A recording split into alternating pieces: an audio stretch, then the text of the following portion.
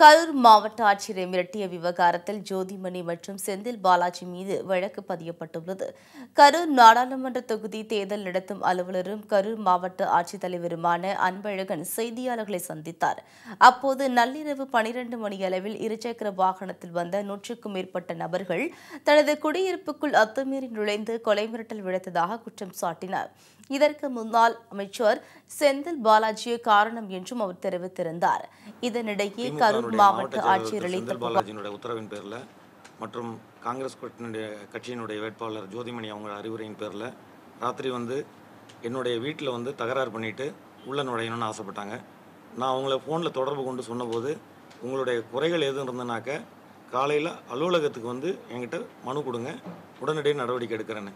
But நான் முடியாது, நான் இருப்பேன் அப்படின்னு சொல்லிட்டு சுமார் 100 பேர் ஒரு 20-30 டூ வீலரில் ஒரு 4-5 ஃபோர் வீலரில் என்னுடைய உயிருக்கும் பாதுகாப்பு இல்லாத மாதிரி அச்சுறுத்தும் வகையில் கேட்டுக்குள்ளே புகுற முயற்சி, வீட்டுக்குள்ளே நுழைய முயற்சி செஞ்சாங்க.